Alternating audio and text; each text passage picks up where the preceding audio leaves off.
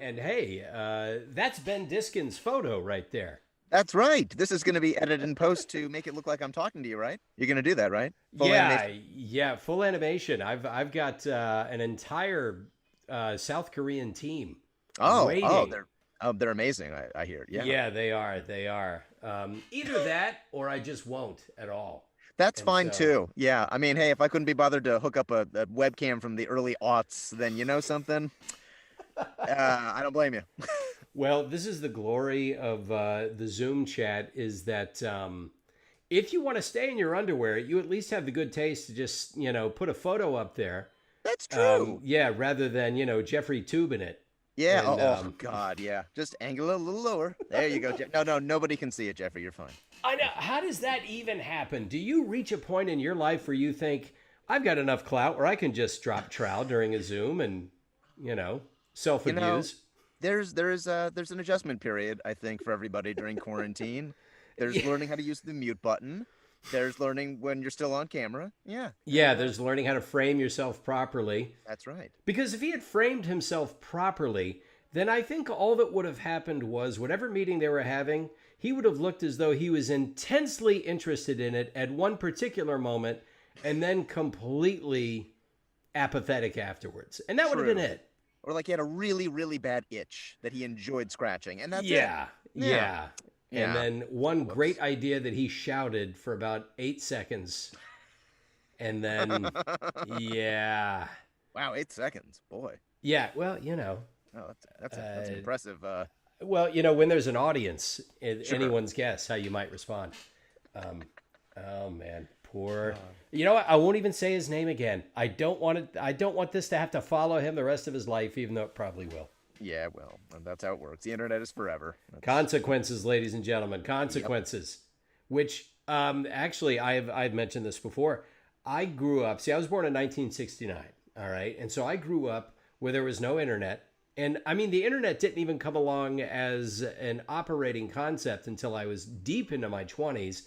And it didn't really become a thing until I was in my 30s. So most of my bad decisions had already happened. Isn't that nice? Like Isn't I it feel like great? we're like you're one generation behind me, but Yeah. like I feel like mine and maybe slightly after is like the last generation that had that opportunity to just really Yeah. screw up as a teenager. It's Yeah. not on the internet Right. nowadays. Oof. Yeah. Because I feel like you're probably my brother's age. I got a brother that's 10 years younger than me. Okay, then yeah. And so, Right, right. yeah. And yeah, he also just barely escaped that. He didn't Mm-hmm. get caught in the web of the Oof. interwebs. And now, I mean, I have a 7 and a 9 year old, and they get on the internet, they watch YouTube Kids, and they play with their friends using Zoom, or they'll play games where you're just constantly talking to each other. But Mm-hmm. I don't know how much of this stuff gets captured and sent out into the ether. Yes. Yeah, Yeah. I don't envy you. I'm gonna be real. As a parent, that sounds terrifying to me. Yeah, To yeah, raise a child on the internet. Boy. yeah. Now, I haven't kept up with you as much as I should, although I see you on Twitter, but since it's a pandemic, we don't pass each other in the office anymore because No. we're at the same agency, full Hmm. disclosure. Yeah. And yeah, so I don't know. Have you tied the knot? Have you Oh yes. Okay. Yeah. Married now. No kids, no plans, but yeah, it's been a fun ride. This year has been very interesting. Of Didn't course. see this coming. Well, who did unless of course you were the president of the United States back Oh, in yeah. late December or early January of last year. Heyo. But otherwise, no, wait. Now, how long have you been married? Oh boy. She's gonna get mad at me. No, Oh boy. last year October. So Okay, a last little year over a year. October. Is Yeah. this the same gal you had been dating for quite some time? I'm gonna say yes. Yes, it is. Okay. I believe I've met her. I've at least seen pictures, and I do believe I had the same reaction to her that my friends had to my wife before I married her, and that was, man, you were playing way out of your league, brother. You may as well marry her. Yeah, okay, You then know? yeah, we're talking about the same person. Yeah, yeah, yeah. I just took all of that and I just forwarded it right towards you. It's like, okay, I know what it's like to be playing above the rim, Hmm. as my friends like to put it, and so I'm not going to let this one get away. Nope. No, so you did well there. You Thank you. did well. Thank you, sir. So okay, so practically your first year of marriage, the honeymoon phase, happens during a pandemic. Yeah. Yeah, this Wow. is like the ultimate IKEA trip, It never Oh it's yeah. like that never-ending experience. You're like, "All right, if this is the test, I think we're passing because You, we haven't killed each other, no major arguments. It's been pretty safe." yeah. Well, and a lot of it depends on, I mean, I don't know if people pay enough attention to this, but you really do. I have a wise friend who taught me, and when I say wise friend, that's the lingo I used. Basically, that was my lingo for the therapist I had for a few years back in Ah. the, yeah, back from like '03 to '07. I did cognitive behavioral therapy.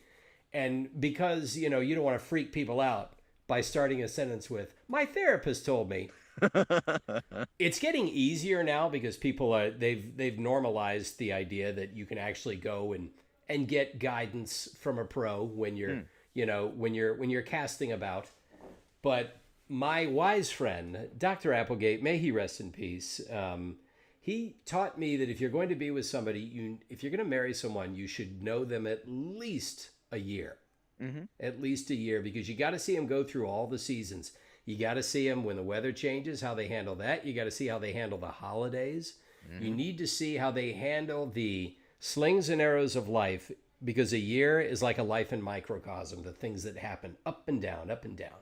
So That is good advice. it is. It's been very good advice for me, and it worked out for you, it seems. Yeah, a couple years. We gave it the old college try, and I think we were together for maybe about 4 years before we tied the knot, but we like lived together for most of that. So I had Okay. a front row seat. So it Yeah. was Oh yeah. yeah.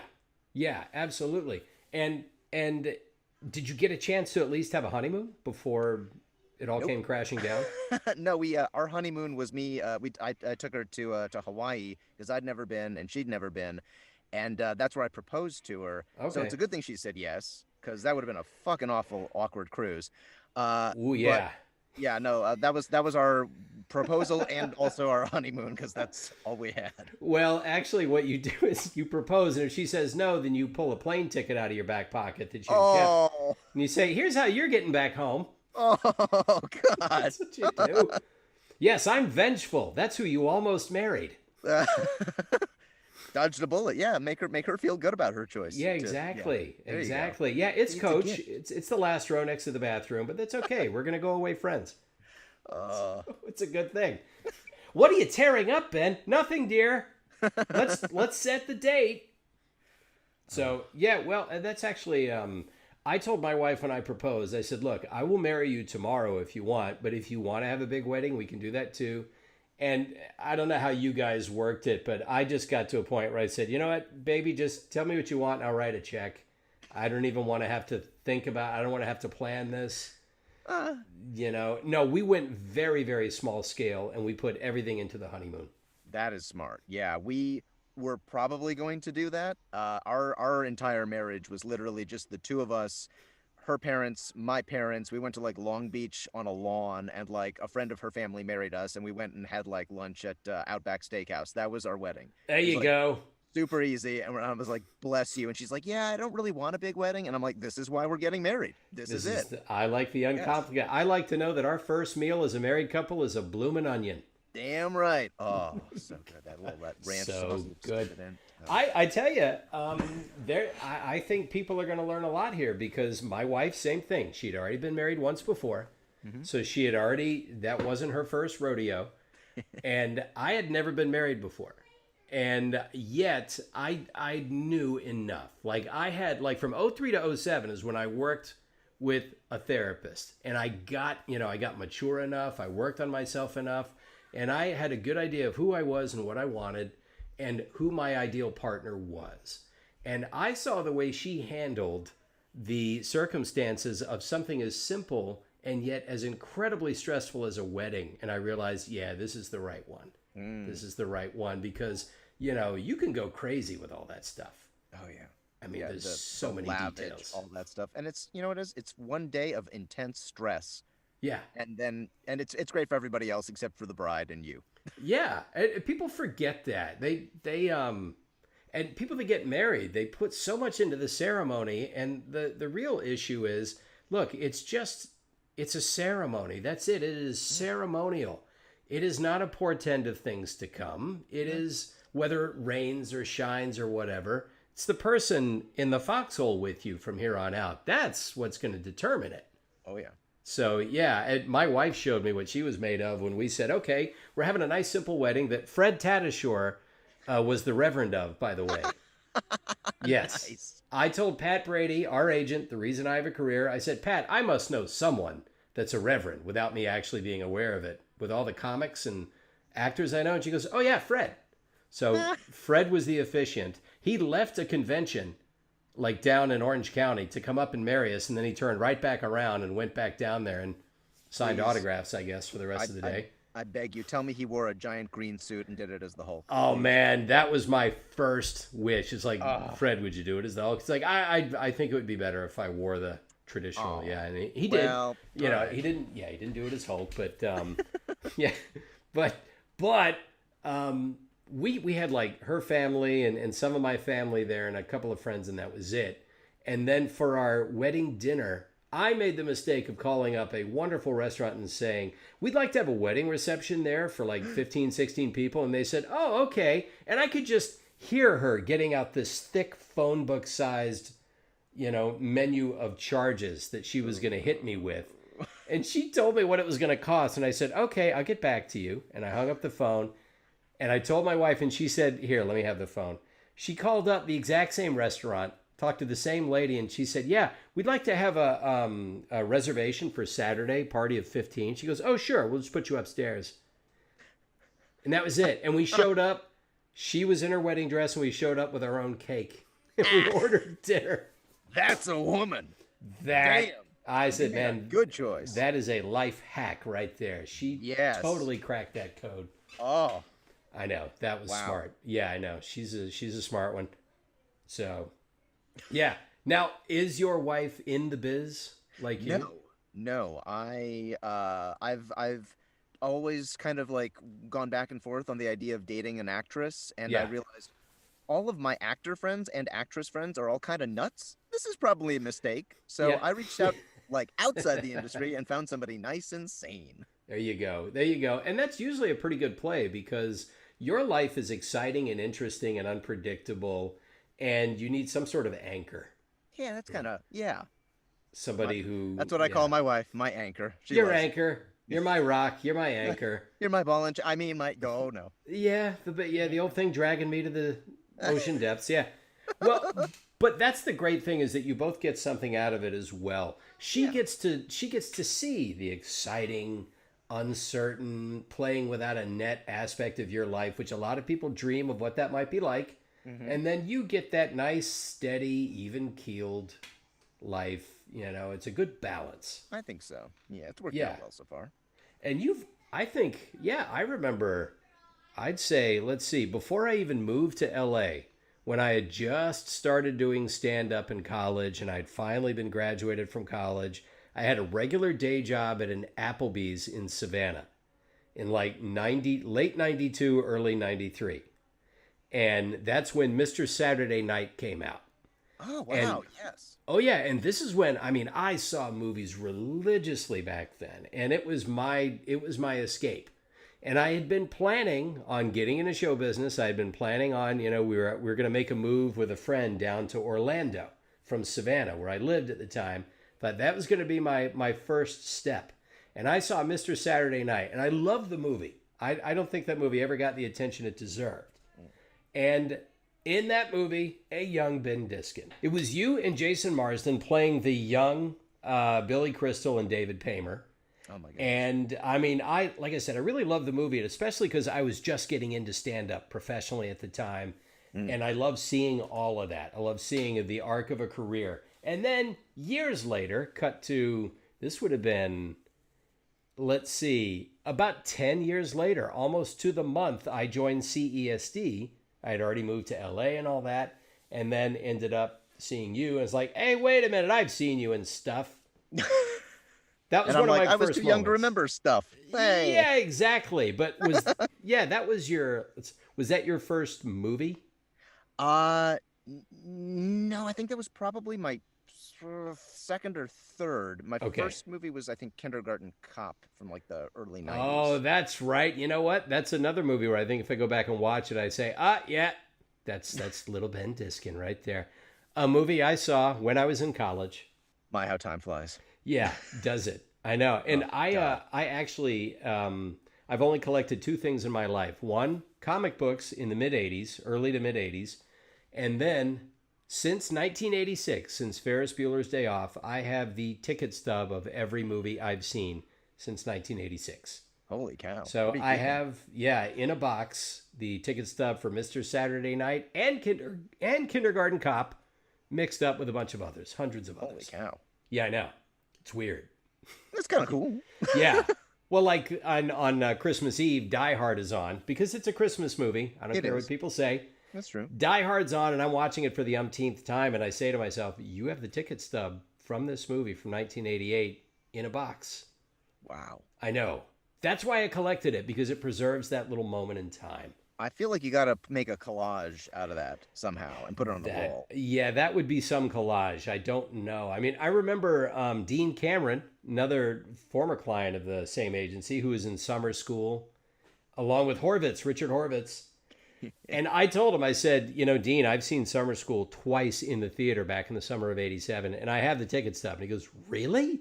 I go, yeah. He goes, could you take a picture of that and send it to me? I'd just love to see it. And I realized that sometimes the ticket stub, because it's only half the ticket, they tear Mhm. it and they give you your half and you walk in. Sometimes the ticket stub has the entire movie on both halves of the ticket, and sometimes it doesn't. And it was so anticlimactic. I sent him this ticket stub that just said "Ool" on it.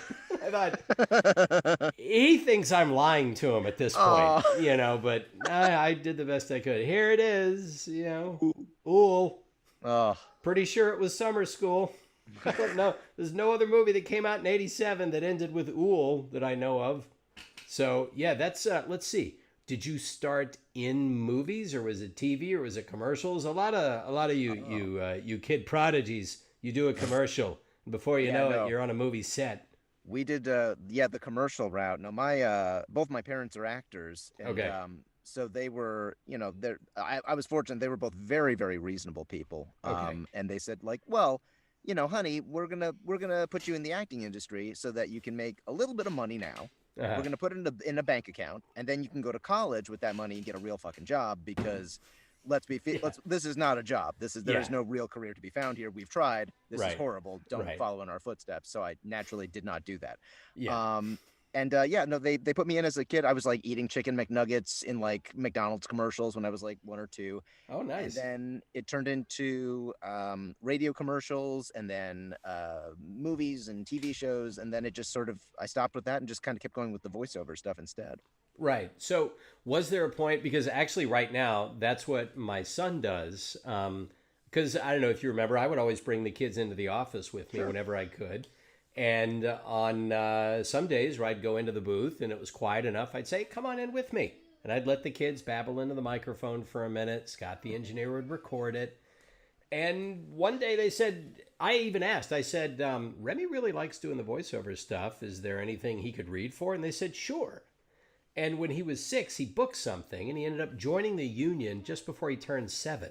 Nice. And I thought, I was 30 when I joined this union. He's standing outside SAG after with his thumbs in the air. Yay, I'm in the union.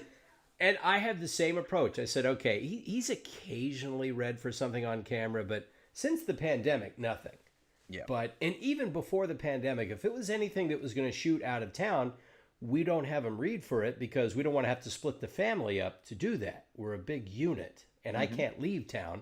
So it's just been voiceover, but he's been busy enough. He's booked a few things and we've put the money away. And we were already putting aside a little something for his college. And we just said, you know what?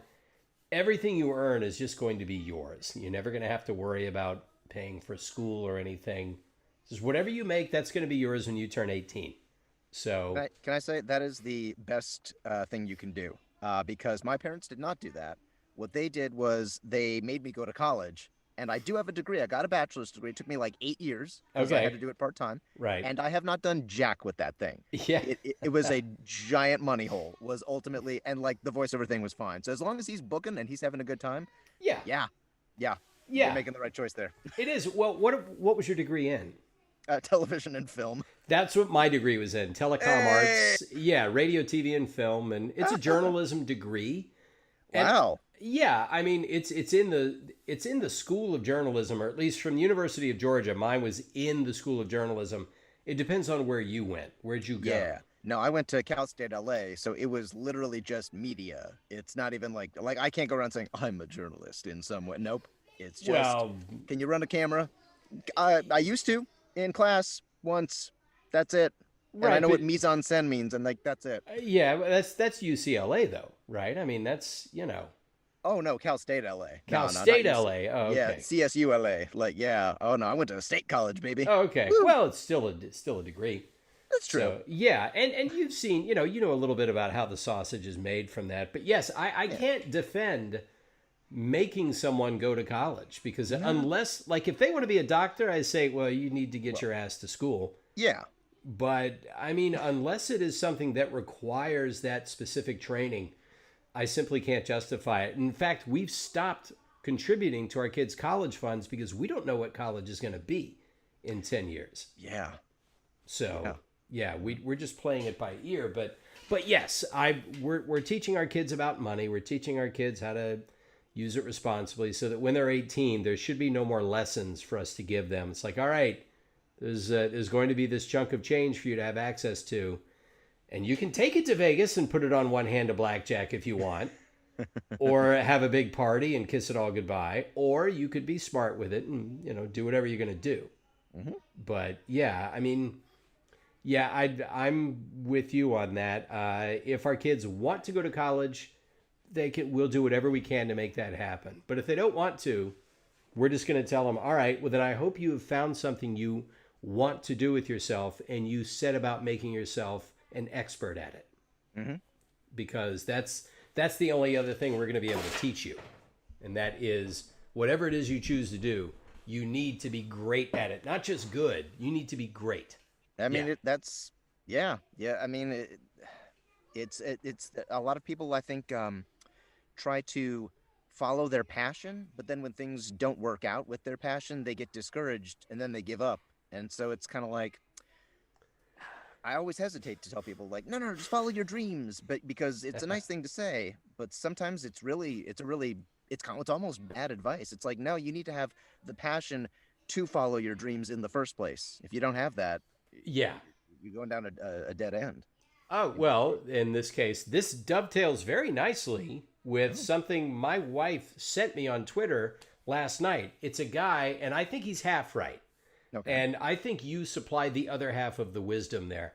He's a guy who's on stage talking to a bunch of students, and he says every time they have an expert come to a school to give a talk, it's usually because they're rich. And a lot of times they're rich because they made their money in oil or textiles or whatever it is, and they're a billionaire. Sometimes they inherited it. And the only advice they ever give you is, oh, well, follow your passion. And he says, well, but you're rich and you're not doing your passion. You got into something that you were great at. You may not have been passionate about it, but the fact that you've earned so much money at doing it perhaps has stoked a passion in you to keep doing it because you like being on a private jet and hanging out with supermodels. So I thought he's half right. If you're great at something, things will kind of take care of themselves if you have the discipline to simply apply yourself to that pursuit. But I have followed my passion, and I took the time to put in the 10,000 hours to get, opinions vary, but I'm great enough at it that I can make a living doing it and keep myself and my family comfortable. Yep. So I've found that it's hard to get really good at something if you're not passionate in some way about it. I think so too. Yeah. I mean, like, I think I know the thing you're talking about. Yeah. It's like I was like saying, like, nobody's passionate about taxes, but you got a good accountant, that sort of thing. Yeah. Yeah. Like I agree with that. I think it's about finding the passion in the thing that you're good at. Yeah. Is oftentimes the secret to success. Yeah. And if somebody has a passion for something, and they quit it when it gets hard, I'm asking myself, how passionate were you really? Yeah. Were you passionate about this result where everyone's going to recognize you and shower you with gifts and praise? Or were you actually passionate about the physical process of doing the thing? Mm-hmm. Because I'm sure we've seen this with some of our friends who've gotten into acting and they can't wait to get famous, Oh God. but they don't go to class and they don't train. Mm-hmm. And they did a play once, but because they didn't win an award or get recognized, they didn't do it again. I thought, well, you're not really in this for the actual acting, are you? No. No, they want the result, not the work. No, yeah, that happens a lot. Yeah. Have you like run seminars before or done workshops? Because I know everybody gets approached for advice once you've reached a certain level.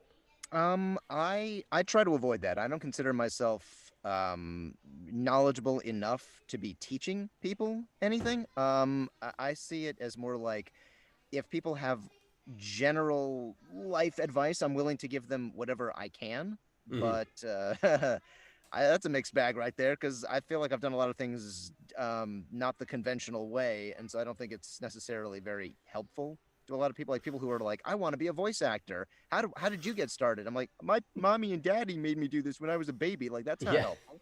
So I'm like, well, this is what other people have said, and they seem smart, so listen to them. But Yeah. that's yeah. Well, it's true that people. I mean, this is the number one thing we're going to get asked, which is how do you get into it? Or Go to I I want to be a voiceactor.com, like clockwork. And you know what? I think we need to give uh, D a special award Oh for yeah. that because it's Jeez. made everyone else's job so easy Yes. that even if you have your own workshop that you're running and you're always trying to plug it, there's nothing that you're going to lose by sending someone to D. Because That's if true. you run a good workshop, they're going to end up coming right back to you. Mm-hmm. Because he advises people to do stuff like that. Find a good coach, find somebody who can help train you. You know, yeah. Yeah. There is the real answer is there's no shortcut, No. especially in voice acting. I mean, if you look fantastic, you might make it as an actor with very little talent until you learn how to at least hit your mark and learn your lines and learn a technique. Mm-hmm. But that ain't going to happen in voice acting. No. No, I No. mean, And I also, guess nobody yeah, ages out of anything. Like you can still yeah. play teenagers. You know what I mean? Like you're I not a teenager, know. or neither am I. But No. hey, we both can. Yeah, I mean, if you're gonna have me read for a certain thing, I could manage it. There you go. And And yeah, and so like you got real teenagers who are up against actors with like literally decades of experience. So yeah, you got to fucking bring it. yeah, I know. And I've told people that as meritocracy exists, there's probably no other facet of show business that is as meritocratic as voice acting. Because, I mean, some people get jobs because of who they know, but it's usually because that person they know is a casting director and the actor getting the job has already done 10 other jobs for them because they're great. Yes. So even then, nepotism is only there because you earned it to begin with. Exactly. Yeah. So, And I mean, yeah. it's funny. I'll have people asking me to refer them like to people to make like a professional recommendation, and I usually tell them like I can't do that.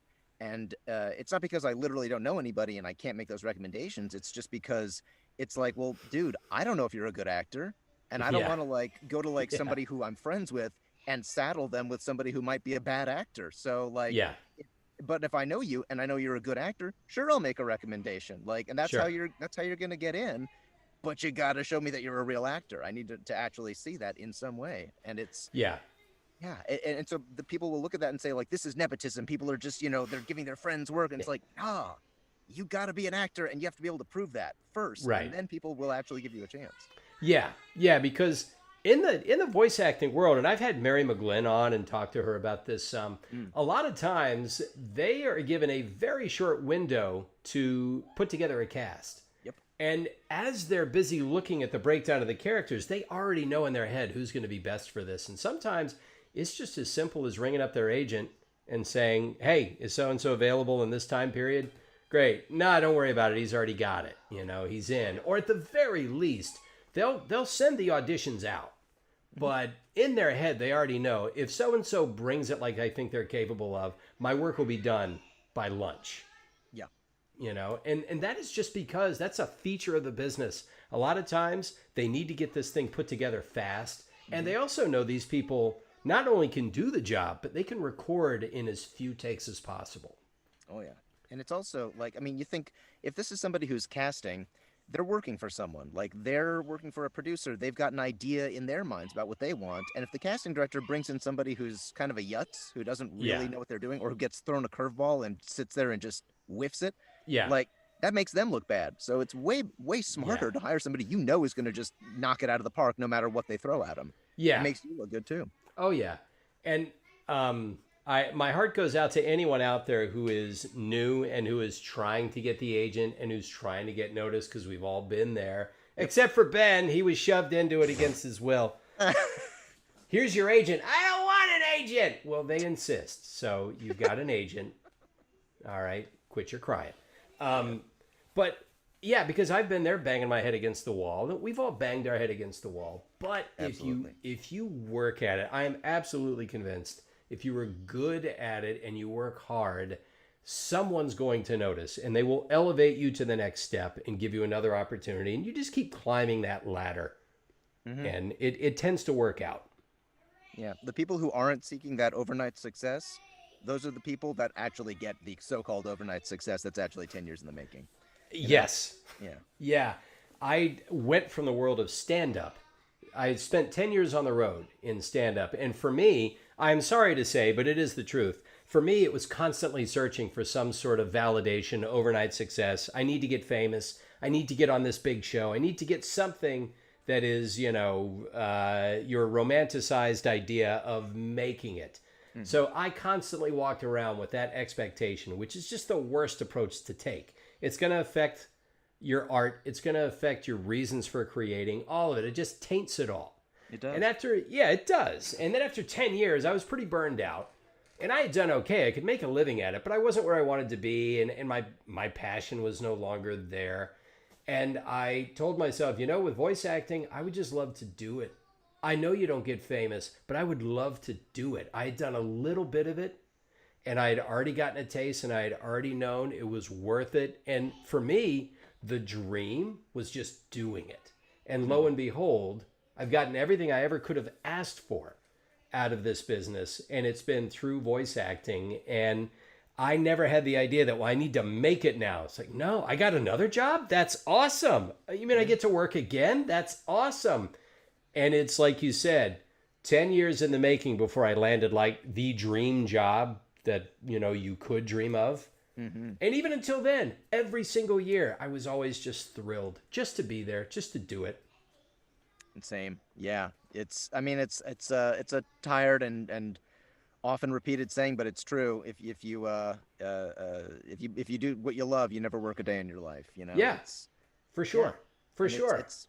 This is it's something that we're very, I think, privileged to be able to do, just because what a cool trip that you can be, like, you can just look how you look and you can play a giant variety of characters. My typecast for on camera is I am quote unquote nerd on a soap opera. Like nerd.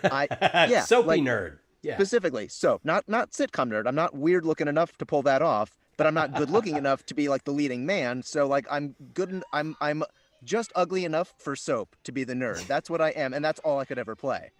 As the Simpsons called it, TV ugly. TV ugly, perfect description. No, not real ugly, TV ugly, which is actually nice looking, but with like glasses or something. Yeah, that's what I would have been. I would have been. You know what I was, and on camera, Hero's best friend. Hero's best friend. Yeah, I can see it. That's always what I was. But now in voiceover, you can be the superhero. You can be the lead man. You can be all of that stuff. And like in your case, I know that you never planned on any of this, but one of the dreams in voice acting is as much as we can have dreams of a thing, you've won an Emmy. And you don't plan on winning an Emmy. You were just, hey, I get to be on this show with these great people. What do you mean? What's this gold shiny thing you're handing me? Yeah. Well, it's for doing the thing you love. What? Yeah. Dude, Yeah. I've never won an award in my life. The closest I ever got was a participation trophy for playing golf in a golf academy when I was like 8. That was it. It was like this cheaply made little statue with like a guy with like a plastic golf club that popped out after like 3 days. And I was like, wow, this is as good as it's ever going to get for me. So then go fig. And that was Muppet Babies, correct? Yes, yes. Yeah, and that's already a cast that's pretty filled with really talented people. Oh yeah, we got D Baker, who's just like, it's D. I mean, Yeah, I mean, we need yeah. someone to do a. Oh well, D's here, so we'll be Yeah. fine. Yeah, he can do that. Yeah, D is like half the cast. The other half is Matt Danner, who also like directs the entire show too. I mean, Uh, it's like very talented people. Just Eric Bauza's on it. He plays everybody else. yeah, actually, Yeah. yeah. Between the fact that D and Eric are on, I'm surprised that they just don't have you bring in coffee. You know, maybe that was what the Emmy was for, and you weren't aware. Yeah, It well, was in small print, it does say yeah, like best it's latte delivery. best Yeah. latte. You got the orders right every single time. Mhm. That's what I would feel like is like I got an Emmy. You guys realize there are other people on the show too. You know that. Yeah, who are better than me. But you know what? When I heard you won an Emmy, I was not the least bit surprised because Oh, I've heard what you do, and so of course you get an Emmy. So go fig. yeah, you Yeah. should. You deserve it. I mean, you're. Let's see. Who are you on the show? You are. I'm I was Gonzo. gonna. I'm Okay. Rizzo. All right. And then I'm various side characters. I'm an entire Okay. planet of Gonzos. And then just like various creatures that the Muppet Babies run into on a Gotcha. daily basis. But it's mainly Gonzo Yes, and Rizzo. correct. Gotcha. And what I love about Rizzo the Rat is that as a kid, I'm watching the Muppets and that cat, that rat's name is Rizzo. The only Rizzo I was aware of is Rizzo from Grease. And Oh, then later, as I got old enough to realize, oh, they named this rat after an X-rated movie wait, with wait, what? Dustin Hoffman, Ratso Rizzo from Midnight Cowboy. Oh, I Which, didn't even know that was an X-rated movie. if it had come out today, it would be PG. They Well, only rated it X because John Voight played a male prostitute. oh, Yeah. yeah, And it's it pretty turned too out much to for be this the guy. least controversial thing he's ever done, seeing as how now he makes videos for Trump. But Yeah. yeah. So but yes, that was the humor of the Muppets. It's like, yeah, that's Rizzo the Rat. And I realized later it's like, oh, these guys are more subversive than I thought. That is true. That is Yeah. very true. Yeah. Yeah. But I mean, what is that like because I have an Emmy certificate on my wall, and that is because I was in the episode that The Simpsons won Best Animated Show for. And so if you're in the Nice. cast list, you get an Emmy certificate. So, and that's next to like other Simpsons stuff. I don't, like you, I've never really won. I won an award for being in a play on a military base in 1992. Cool. So, yeah, I was Charlie and on Golden Pond, and we competed against other military bases. So you got to figure I was better than every other, person on a military base at being a I supporting mean, actor in a dinner theater play. That's what mine. So that was basically a participation trophy. okay, I feel you. I feel you. Yeah. Yeah. But I mean, as far as you getting an Emmy, are you at the ceremony? Yeah. Yeah. Oh, Yeah. that's awesome.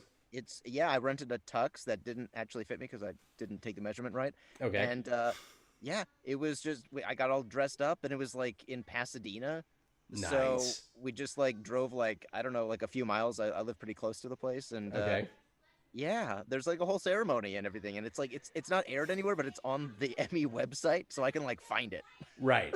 And after you do they have you go backstage and answer a few questions, for the Yeah. archives and all that? Boy, those poor bastards who had to interview everybody. Let me tell you something. You could tell that this was like prior to me, this was like the 8th like best lighting director that they'd interviewed, and they were just dead. And they're like, "So you're a cartoon. What was that like?" And I'm like, "Oh my gosh, it was the best ever!" Ah! Yeah. And they're like, "Thank you for okay, bye."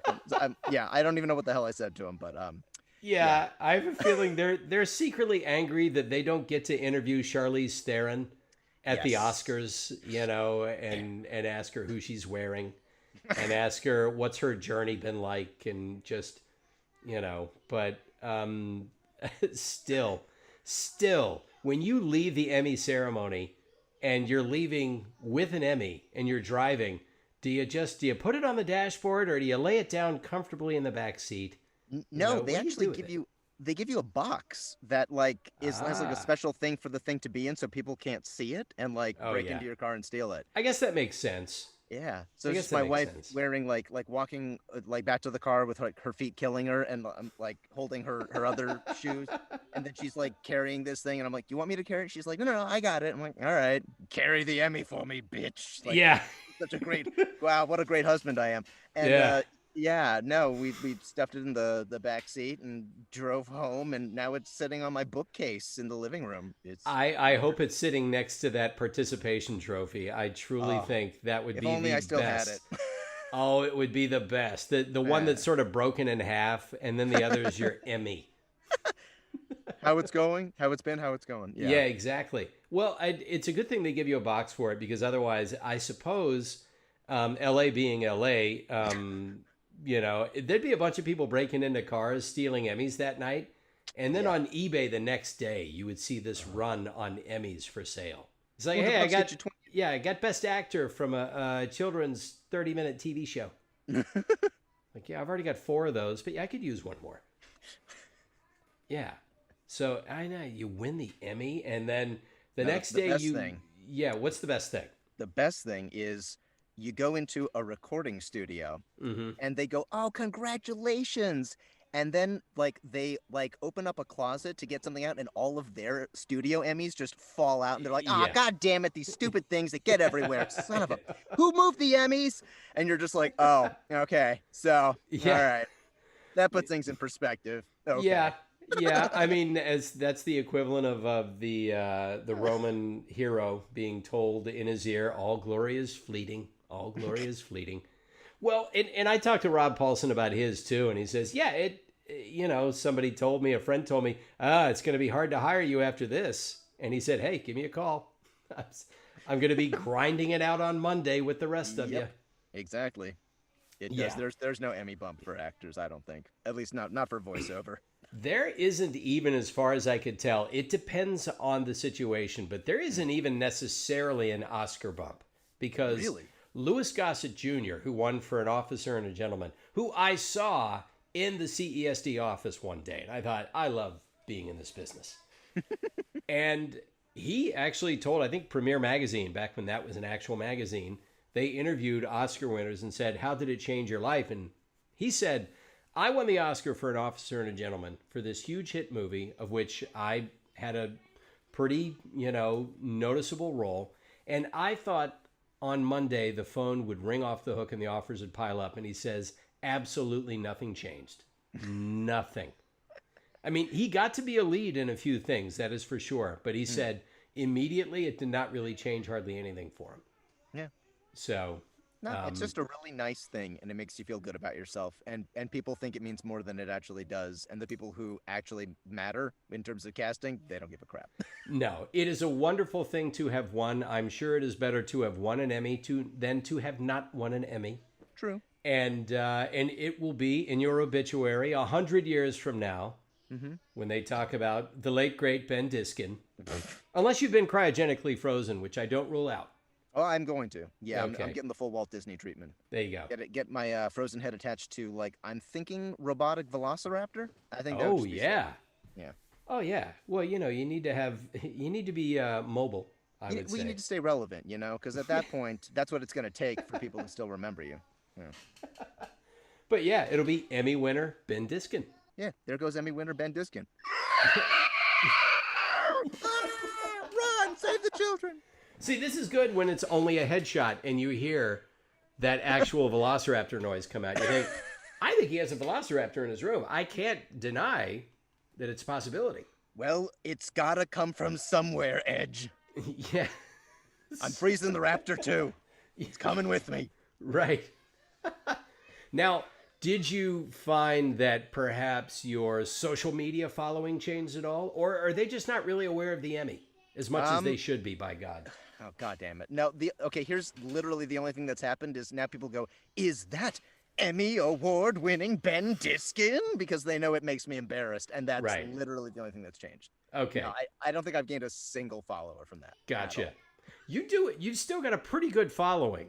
on the Twitter. I've I noticed. I am a fan favorite of the furries, and that's that's where most And like I'd say like 2/3 of them are furries. That's where that came okay, see, that's what I have to know. And that's a pretty selective group from. because, and you know, look, they're people. They have likes and dislikes, and they have other interests, I'm sure. Sure. But when you decide to be a furry, how is it that you also decide that Ben Diskin is going to be my jam when it comes to the voice acting? How did they find you? What Well, project was it? so I'm on this show. It's Sanrio, the guys who make Hello Kitty, Okay. decided to make a more relatable mascot character, whose name is Retsuko. Okay. She is a red panda who works in a crappy job in an accounting department that she absolutely hates, and she deals with all of her frustrations, like her crappy boss and her annoying coworkers, by screaming death metal karaoke. Okay. And so I play this character who is just sort of a background character, but who has a crush on her. And it becomes progressively a larger part of the cast and of her life. All right. And I guess it's just the entire concept behind the show is how relatable all of the characters are, how you know somebody who's just like that person, and you work with somebody who's just like that other person, and how the show is really all about being an adult and learning how to deal with a situation that you really can't change. Hmm. So it's like surprisingly mature and smart, and it's full of anthropomorphic animal characters. Hence, the furries watch it, and they're like, "This is a really good show." And Ben plays one of my favorite characters on it, and that's where that came from. That's where that came from. Okay, because it's not the only show with anthropomorphic, you know, animal characters. I mean, Oh no, my kids probably watch a half a dozen of the things, but I what who knows? Maybe if you're a character on one of those other shows, maybe the furries find you as well. So who they knows? do, and I am. Okay, okay, Yeah, I've now played 4 different anthropomorphic animal characters across all different right. shows. This is starting. It's starting to fall into place now. I see. Yeah, there you go. Okay. Yeah, no, there's another show. It's called Beastars, and it's kind of like. Did you ever get to see Zootopia? You were probably Oh in yeah. Zootopia, No, I'm I was assuming. not in Zootopia, Oh, but I saw it multiple times because my kids, the first movie they ever saw in a theater was Zootopia. nice. Wonderful movie, and we've seen it multiple times because it's a, you know, it's an animated movie, so naturally we own it. Of course, Of sure. course, yeah. Yeah, Beastars is like if Zootopia was made for adults. Okay, It's like very violent and sexual, and the furries love it. all So right, I play like a dog in that who's like okay. friendly. Now there are going to be people listening and watching this that don't even know what a furry is, so Yes. I suppose we should explain that. Oh, yes. Okay, so a furry is technically, if you really want to get technical, it's anybody who likes stuff with anthropomorphic animals. So, including like Looney Tunes, technically, Yeah, you could be like, I love Bugs Bunny a lot. Like, technically, you could say you're a furry. we're all Because, furries, yeah. yeah, so like everybody who grew up with animated animal characters in their shows, which is pretty much everybody, Right, in some way, like, has been tempted by the furry bait. right. And yeah, it's but typically speaking, when somebody talks about furries, they're talking about people who have a very intense adoration for cartoons and for animal characters and just animals in general. Hmm. But most people will focus on the sexual side of that particular group of people, which is honestly it's actually in real life not that big. It's just the most noticeable. So like So it's a small subset of the culture. yes, you know what it is. It's like the most vocal minority is what it is. So everybody Gotcha. that because it's like, oh my gosh, you draw animal people doing it. Oh ah. But like if you go to a furry con, there's like this little tiny section in the back, like you know the old adult section at Right. Blockbuster. Yeah. It's that. It's like this little tiny cube where all the porn is, and Hmm. everything else is like completely PG, and people like bring their kids. So it's like Okay. it's actually not what people think it is, but it gets a Gotcha. bad rap. It's one of those things. Gotcha. So it is. It almost seems like a form of cosplay as It well. absolutely is. Oh, you know what it is? It's you ever been to a Ren fair? I want to go. I really want to go because I've always loved sort of that culture, Yeah, that era, and yet I've never had the opportunity to go.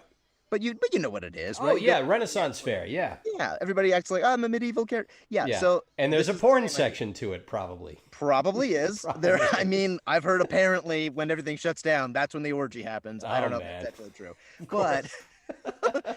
milady. Oh no. Yeah. But yeah, no. It's like that. It's basically everybody makes their own character, then they spend thousands of dollars to have a custom-made costume of that character, and then they all act like their characters with each other, and it's like this giant role play event. That's basically what they all are. Gotcha. There must be an entire string, an entire circuit of conventions just for that. There I would are, think. and they all have Yeah. some of the best names ever. I think my favorite one is called Midwest Fur Fest.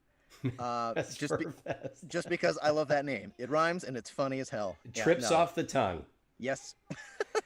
Well, that's the other thing about being a voice actor is that there is, or at least there was, and I suppose there still is through the technology of Zoom, is you can do quite a brisk business just appearing at conventions. Hmm. If you've been in the right project. Yeah, the it's interesting when you talk to people who do a lot of anime, they'll just talk about conventions and they'll say this is anime royalties Yeah. because the actual anime pays very, Doesn't very little. pay No, much at all. It's no. really a fraction of what you get to do one episode of, say, Muppet Babies. Exactly. And it's Yeah. funny because everybody on Twitter, like, no, they're all adults. They don't care about Muppet Babies. They're like, whatever. Who cares? Oh, you Yeah. won something for that? That's cute. Oh my God, you were in one episode of Naruto. Ah, Yeah. that's how that works. So Yeah. yeah, no, yeah, it's the convention scene is it's a totally different animal, but it's that thing where it's like, did you happen to book the right role on the right show that happens to be popular at that time, and then are people actually watching your version or are they just watching the Japanese version? Right. Yeah. So it's a Yeah. total crapshoot. Yeah. Yeah. Because I can get on YouTube and I can look at clips of my character from Naruto. Hmm. And some of it's going to be the original Japanese, and Hmm. some of it's going to be me. And the comments can vary quite a bit depending. Like if it's my English language dubbing interpretation of that character, most of the time they're pretty complimentary. But then you realize too that people are pretty protective of these characters. Oh yeah. And sometimes they can make their displeasure known. And you have to have a thick skin to read some of those things. Yep, everybody says stay off the comment section. I'm one of those guys who does not listen, and I just go, "All right, I just hit me with your takes. I don't care. That's fine. I Yeah. already did the job. I already had fun. I I'm know. done." And that's kind of the way I put it too. I said, if somebody doesn't like what I did, they have every right to not like it. They have every right to take to the interwebs and shout it to the hilltops that I was awful. It's like, that's fine. Yeah. It's not going to bother me really. I mean, I prefer that they enjoy it and say nice things, but it's none of my business if they like it or not. And yes, if they don't adjust my pay later, depending on, and God forbid. Yeah, this isn't like an Amazon review. Like it doesn't work that way. We Yeah. just keep getting progressively worse scores, and then nobody hires us. Like, no. Yeah, thank God. There's no Yelp for voice actors, because if there were, oh my Oh, God, oh God, my career might have ended very early. everybody's would have. They would just be constantly new people, and then them getting torn a new one, and then another poor person being thrown to the sharks. That's it. Yes, exactly. But I am glad to see at least that they have found a way to do cons virtually for a while longer. Yeah. I believe that by the end of summer of 2021, we'll have enough people vaccinated where they might be able to entertain the idea of conventions then. I think like, so. You show up Yeah. with a vac card and you can probably get in and they can probably make things happen. Yeah, So it's going to be something along those. I honestly, I just want to get back to recording in studios. I'm so tired of recording at home, man. Like, I'm glad I can, but I hate it. yeah, I mean, I don't miss the commute, but No, may not be. I live further out in the sticks. I live further out. I never reveal my exact location just because I like to have a certain amount of privacy. But That's I nice. live to where I have to drive a bit to get to almost every job I have. And I don't miss the commute, and I don't miss having to say, yes, I'll see you guys in 8 hours because I have one job, and then there's this weird gap of time where it's not enough time to come home, Yep. but it's too much time to stay at the studio until I leave for the next thing. Yes. Yeah, And I don't miss that, but I do miss like professional engineers doing their job instead of me yeah, trying to like adjust my gain and make sure I'm not popping and oh God. yeah, we are not engineers. No, that is a No. whole different skill set. It is a science and an art rolled into one, and I'm not a scientist nor an artist. So, It's yeah, no. that, yeah, that job is not going anywhere. There's plenty of security there if you happen to be an engineer. But how much of it do you think will go back to studios? I mean, I know that some of the stuff I do will go back to studios, but Yeah. some of it, they may not. They may not. They may see the budget and say it's cheaper to just have people do it from home.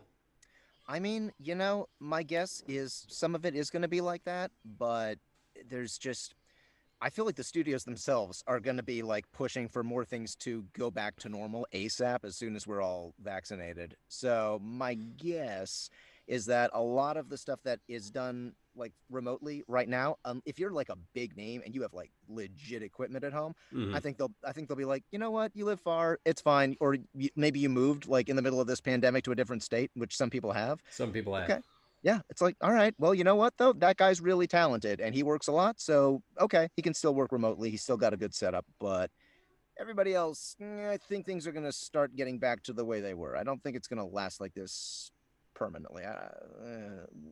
Just with special exceptions, I think. You could be right. We're gonna know in about a year, I Yeah. think. You know that'll sort of make itself obvious. But 2020 was going to be the year where I actually started to do a couple of conventions where I said, Oh, okay, I think I will leave town. Would our kids are old enough to where maybe we could leave them with the grandparents and the wife and I can go and make it sort of a weekend date kind of thing. And I was going to do something in May, and the pandemic had hit, and all of that changed. And now, because of the pandemic, we are homeschooling our kids, not having them Zoom with an established school, but we're literally the school. oh, wow. So if I end up doing a con or two next year, I'm bringing everybody most likely. Just, Yeah. hey, it's going to be a field trip. We're going to learn about voice acting and furries. Yes, it's that kind of con. No, I don't think I'm Hey, in it with could be furries. worse. Yeah, I don't think furries know who I am. Oh, that's okay. Haven't done the right project. I will say this: if you do get in with that, go to a furry con and participate in stuff because you will find some of the most ridiculously talented people who are part of that thing. Like there is a furry breakdance competition, and I Really? thought, well, this is going to be the stupidest thing I've ever seen. These are some of the most talented dancers. This is like so you think you can dance level talent, Really? and they do it with like a full costume on that like I would die just standing around in, Wow. like ridiculous levels of talent, and you just go, oh my god, this is what this is. Damn. Yeah. Damn. Okay, furries, all right, holy cow. Well, if nothing else, I hope the pandemic gets people back outside again because a lot of people's skills are going to atrophy because they Yes, haven't had a chance to go out. my And they, body has atrophied to yeah. I'm shriveling up into nothing except for my stomach, which is getting worse. That's how I'm handling Yeah, life I now. know. Yeah. It's been tough, but what I did is I had a stream and I still have it, but I've backed way off because it's become a grind. Hmm. But I started streaming on Mixer and then Twitch, and a lot of it was because I'm in this game called Apex Legends, which has a Nice. pretty loyal following. And I met so many people around the world through the game and just played with them or talked to them on the stream that, were pretty good gamers before. But after the pandemic hit, they just became insanely good because their job went away. And so Sure. there's nothing else they can do but get on and play this game for 8 hours a day. Hmm. And I'm hoping that everyone starts going back outside again. Yes. So, put the controller down for just a little bit and go touch the grass. Yeah. Go be in nature. Do something. Wow, it's like 8K. Oh my gosh, like everything's so real. It's That's 24 frames a second. It's actually 30, young man. Yeah. yeah. I do hope we see that because that's the hardest thing to cope with, obviously, other than having COVID yourself or losing someone to it, but what it has done to a person's social skills too. I Oh mean, yeah. that's had to have dropped way off for most people. I mean, I feel like this is like honed my socializing skills because I'm an introvert. So now I'm the cool one. Now everybody's like, how do you just stay at home all the time and not talk to people? I'm like, come and follow me. And by that I mean leave me alone. And Yeah. then they're like, oh, okay. So I mean, like, I don't know. This is to me, this is fine. Like I mean, I'll go in a little crazy, but at the Yeah. same time, because I mean, I am standing in a small room, sweating in my boxer shorts, talking presumably to nobody. So I probably look like a lunatic right now. But that's also the job. So yeah, no, I mean, the pandemic has been a nightmare for all of my extrovert friends who are normally the ones who pull me out of my shell and drag me places. Right. And yeah, now I'm the guru of remaining Yeah. calm in all of these situations. So How do you stay on that couch? Oh, there are ways. ah, Let me tell you, there are sit, ways. sink, enjoy. Like, yeah. Yeah. Well, you're what I would call a Hollywood introvert, like, TV ugly Hollywood introvert, because talking to you, you're gregarious and pithy and clever and witty and all of that Oh, stuff and warm and funny and kind. And so a lot of introverts don't even get to that level with someone unless they've known them for a long time. that is true. Whereas with you, you can flip a switch and be anything you need to be as an actor. But yes, left to your own devices, you're not going to be the guy bouncing around a cocktail party, Oh God, no, spinning anecdotes, no, things no. I'm the like guy who'll that. go and listen to that and go, "Oh, that was good. Oh, that was a good anecdote. Yeah, That guy's yeah. cool. Oh, okay. But that is, I mean, there are different personality types that get into the world of show business as well. Oh And yeah. then there are those people that, they're front and center at every party and they love to be around other people. And yes, it's hit them a lot harder. I've been sort of a mix of the two. My wife will tell me this. She'll say, it doesn't matter who we have over as guests, whether it's family, and this is pre-pandemic, whether it's family or even your own friends, at some point you disappear. You leave the room. And then you come back later and I say, I know. I just Yeah. have to get away sometimes. I have to only be with my thoughts and then I can be back around people again. Yeah.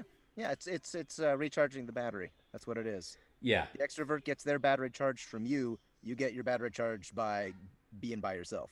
Yeah, a lot of times. I mean, I guess if you were at the agency, you wouldn't think that about me because I would usually come in, sit down, throw my copy aside, and start talking up people because Exactly. that's how I prime the pump before I go into the booth and give the performance. That's So smart. See, for me, that would be draining everything. And then I'd go into the room and be like, I have nothing left to give. I was just so nice to everybody. What do I do now? Help. I yeah, talked. Help. and that's what's so curious for me to witness when it comes to performers, whether it's on camera or it's voice acting. The room you go into before you go in and give the performance. And you see two distinct types. There's the kind that looks at their copy, and sometimes they go to another area of the building. They have to get away from everybody. And then there's the kind that sits down, and it's usually me or Nolan North. We're kind of the dissertation on that. And that is, I'm just going to start talking shit. Yep. I've just got to start warming up by talking to everyone about anything. Uh, Yeah. I still tell people about Fred Tatasciore doing his Donald Duck for that kid. I don't even know whose son it was. And Really?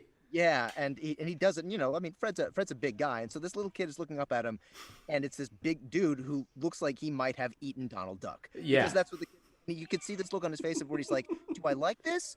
Do I hate this? I hate this," and he starts crying. And Fred he's a giant teddy bear, and he's like, "Oh Yeah. my God, I'm so sorry." And Nolan is just immediately right there as he's just like thumbing through his copy. He's like, "Yeah, nice job there, World of Warcraft. Good work." Yeah, there he is. Yeah. Yeah. Well, that's when you just have to turn into the Hulk right there. Just go all the way. Yeah. Well, you would be part of this dynamic sometimes, whether you wanted to be or not, because with you, like with me and Nolan would see me start to laugh and try to hide it, and it would just encourage him. And I would be that way with you. I found that no matter what I did, if I did Sean Connery, you couldn't stop from tittering. So Diskin here to read for your industrial. And I'd see you start to giggle and I think, well, now I'm not going to stop. Yeah. And if Nolan sat down and I mean, we had sort of the perfect storm was if Nolan North Phil Tanzini, John Mariano. If any combination of at least three of those people sat in the office, not much was going to get done as far as prep. But this has always been my tribe, the people that make the room a lot more fun just by sprinkling these little crazy voices and hot takes on things. My gosh, I hear you talking about that. I'm like, oh my God, that must have been like, at this point, I think like 10 years ago. Yeah, I would say anywhere between probably 2005 and 2010. If you went in that office and sat down, and any of us were in there, we were going to do our thing, and there'd be some poor son of a bitch sandwich in between us, either enjoying it or not. And either way, sometimes, they getting out of there. Yeah, you couldn't get it off them. I mean, well, especially because if they got up to move away, then both Sean Connerys would start giving them shit. So, yeah, I mean, it was a fun time, and yes. I don't think that will probably come back because the waiting room dynamic for auditions is different now. Yes, yeah. Because I mean, for agencies, everyone just sends them from home, and I think one of our assistants at the office is still an assistant, but they moved back east because they can still do their job from home. Yeah. Damn. Wow. Yeah. I mean, I imagine if the pandemic ends, they'll move back out here. I would hope so, but wow. But yeah, I mean, if it doesn't really matter where you're living, if all you're doing is getting online and you're curating auditions and making sure things are labeled properly and all of that, then it doesn't really matter where you live. I guess that's true. Yeah. Now, are you an Angelino, born and raised? Yes, I am. Okay. Yeah, just been here my whole life. Okay, so everyone who comes here, like I'm one of the people that came here, we always have this idea that, okay, either I'll work here until I'm done and I drop, or there will be this magic time where I finally realized either I've reached a point where I'm ready to live somewhere else and keep my toe in the water somehow, or I'm able to financially detach, and there's some magic broad sunlit uplands, as Winston Churchill would say, that I move to. And I have no idea when that day will ever come. But my wife and I talk about it. But for us, it's Spain. And I think to myself, all right, that's a drastic time change difference. But if I could do this from anywhere in the world, might be Spain. For me, it might be Hawaii. Hawaii, yeah. I've never been, but my wife has been, and she said, we need to go sometime because it might change where your destination would be. So is that really why Hawaii for you? Is that it's just an amazing little tropical paradise? Yeah, I always, I look at a place like that, they have real serious economic problems there because, it's so much cheaper to get pineapples from Mexico than it is Hawaii. So their primary source of export is not as strong. So they have to be this very self-sustaining place. And so I looked at that and I was like, man, I wish I could like bring the voiceover industry here so that like everybody here, because everybody here can speak, everybody here can act. Well, I mean, not everybody can act, but like, there's definitely actors here. Yeah. It would be so cool. The weather's awesome. It's beautiful. And like it would bring more money into this island, and I just thought it would be like good for their economy, and also I would get to live in Hawaii, which is it's a selfish thing. That's really what it is. I just want to live in Hawaii. I think it's beautiful. Well, you're not the only one. Oh yeah. I mean, people are Mary McGlynn and Steve Bloom, I believe, are moving to Hawaii if they haven't already. Damn. Oh yeah, yeah. So that I just can imagine that once you're there, you probably don't want to leave. It's the kind of place where don't they have storms at least? I mean, it's tropical. They do, but their storms are like, it's sunny, now it's raining for 5 minutes, now it's sunny again. It's like all the seasons in one like hour. It's kind of wild. Yeah. Interesting. All right. Yeah, that's one of the places where once things lift, I think we'll have to make it a family vacation. Oh yeah. Definitely worth going. But I can't see myself not doing something like this forever because the hours are pretty agreeable. And at this point, if you have a good acoustic setup and a good mic and all that, then yeah, you really can do it from anywhere if people are willing to work with you. Yeah, yeah. I think it's so many of the prominent studios that have been out here for decades, they're established here.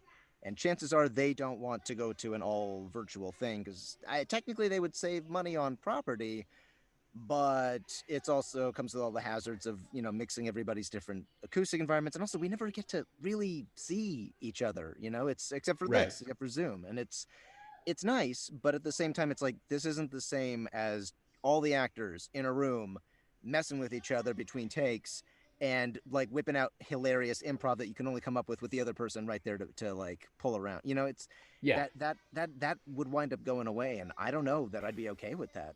I don't know. I feel like like there's going to be some pushback is my theory from the major studios, which is, look, we have all of this equipment, we have these buildings, we want you back in the studio. And eventually it's going to be this situation of like, if you're new, you got to be here. If you're established, all right, we'll work with you remotely, but nah, show up, new kids. It's going to be that kind of thing. And eventually once we all die off, it's going to be back Yeah. to normal as business as usual. That's my theory. But I know so many people, man, so many who are just like, if I didn't have to live in LA, I wouldn't live in LA. It's so that is definitely a real thing. And yeah, I mean, it's freaking pricey here, and It is. It is. it can be gross too. It can be. I mean, I'm always a little bit torn because yes, it is pricey, and I'm very fortunate to have had the career I have, and so I can make it work. But you start thinking about what you could have in another town for what you're paying here, and it's usually a compound. Oh, I yeah. mean, you could practically have armed guards up in towers for what you pay for a studio apartment here. Uh-huh. So, Yeah. but then you tell yourself, because I've run this program in my head before, and I always end up with, but then I can't go to Jerry's Deli. I can't go to that great place in Burbank I love. I can't go to the Getty Museum where I met my wife. I can't go to Malibu. I can't. And then I realized that LA is a wonderful city that, yes, has a few wrinkles, but they've been Botoxed. And it's still the dream factory for me. There is still an emotional attachment to this place. I've lived here for 23 years now. Nice. And that's longer than I've ever lived anywhere. And I came here to participate in the dream factory, and I still love it. But yes, there are other places that call to me. But when you think, could you cut the cord for good? That's a lot to leave behind. This town has a lot to recommend it. That is true. Yeah. But not rent. No, not mortgages. No. That is not a selling factor. No. Yeah, we walked through a very nice neighborhood the other day, and my wife said, "You have to be a multimillionaire to be upper middle class now." Yep. Yeah. And that doesn't make any sense. That's not what we grew up with. To be able to have a nice house and a car, 2 cars, just to live an upper middle class life, you literally need to be worth millions of dollars now. Yeah. In this town. And then you look at some place like, I don't know, Dallas. You can have like this beautiful home, like 5-bed, 4-bath, and then like a giant sprawling front yard, a huge backyard, an acre of, and it's like less money. Yeah, that's gonna cost you $275,000 now. I'm like, oh wow. Yeah. Okay. Now I might come down to 270, but I don't know. Them's fighting words. It's like okay. So it's the down payment for the condo I live in now. That's what you're saying it is. Okay. Yeah. Put things in perspective. Yeah. Let me. Yeah. Then you live in Dallas, and maybe you don't like Dallas as much. I don't know. Well, that's the other thing is that the places you can go to save money. Yes, you will save that money, but then you're going to live in a different zeitgeist, and sometimes people may take for granted what's in the air around here as opposed to what's in the air somewhere else. True. And you might live next door to somebody who says, "Furry? What in the Sam Hill's a furry?" Oh, well, you see, Clayton. Yeah. Please don't shoot me.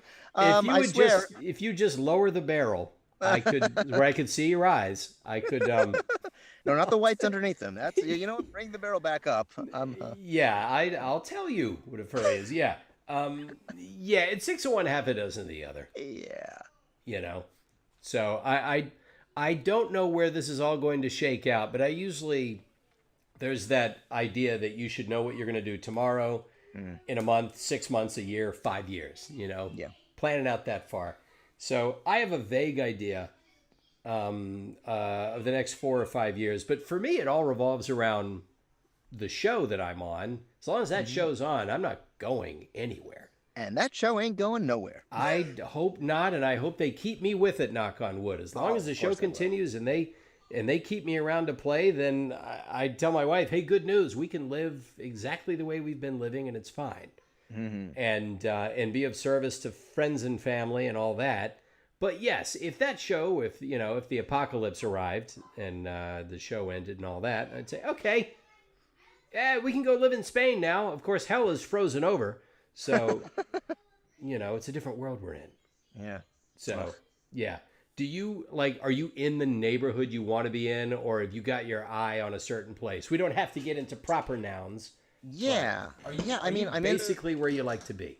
I am. Yeah. I grew up in more of a suburb kind of place where it's like I didn't know any children. There were no children in the neighborhood, and I didn't know anybody. And I was like, well, this is weird and isolationist. And so I went and got a condo in like the city with I walk outside and there are people there and there are shops and stuff like that. And I'm like, this is amazing. Yeah. But now I'm sort of reverting back to that whole God, just leave me the hell alone, people. Yeah. So. Yeah, now I step outside and I go, ugh, all these people. But I find I like it. The more urban lifestyle suits me better. And the only thing it would be like, well, same building, maybe like a larger place within the same. But there's really no. I'm very comfy where I am, to be real. So no, it's all good. Yeah, and I found in my 20s, I always wanted to be in the busiest, loudest place. I wanted to be where all the other people were so I could meet them and connect. And as you get older, and especially once we had kids, I started to say, we need to be a little farther away. Yeah. We need to be able to go and find that loud, busy place, but then leave it behind. True. So just keep it relatively close by. So we actually live in a place where we can walk a few blocks and be in the middle of a village with stores and things. And then you walk a few blocks away and it gets quiet. So it's tricky to find that. Yeah. But you can. That's the other thing about LA is that it's many, many different neighborhoods pasted together. And each of them has a pretty distinct personality that, depending on where you want to be. So, yeah, like the other day, last week, we drove out to Pasadena, which we love. It's just too hot. Otherwise, we would have moved there. Ah, yeah. It gets too hot. I don't deal with the heat very well. No. So, but we drove out there, and it's like great restaurants, really nice architecture, very suburban, and it's just a car ride away. It's not that far. True. And you have a lot of little places like that around the city. Oh yeah, and what I mean, even with it, like Pasadena specifically, like north of the 210. That's where things start getting like a little sketchy, and you go, "Oh, I'm in a totally different kind of Pasadena." And you go East Pasadena, you're not around, what do you call it, Old Town, and all the fancy, the Tiffany's and all that stuff. And it's like, I don't know, it's like this, it's more fast food joints and stuff like that. And then, so like even within the cities, the little mini thing, there's a whole atmosphere. You go down a different block, and it's a totally different place. It's kind of nice, Yeah, exactly. And I was always fascinated when I first flew to LA for the very first time. It was around, I think it was March of 1997. And I had never been to LA. And I was flying in because as a comic, I'd signed with management and they said, come on in to town. It's pilot season. And this is, we're going to have you do a set at the Improv, a set at the Comedy Store, blah, blah, blah. And I had two friends that lived in LA. And so one of them lived in Burbank, and I flew into LAX. And to me, what struck me was when you're flying into LA and they start their descent. Descent to fly in anywhere is usually about 30 minutes. Yeah. And usually, if you're descending into an airport in almost any other city, there's some farmland around, and there's some just flat lands and bucolic areas. And then you start to see sort of a skyline, and then a few minutes later, you're over a city, and then you land. as soon as they start their descent into LA, you're already over a city. Yep. And for the next 30 minutes, you just see more city. Just more towns, more neighborhoods, more suburbs, more city. I thought, oh my God, this is where everybody moved.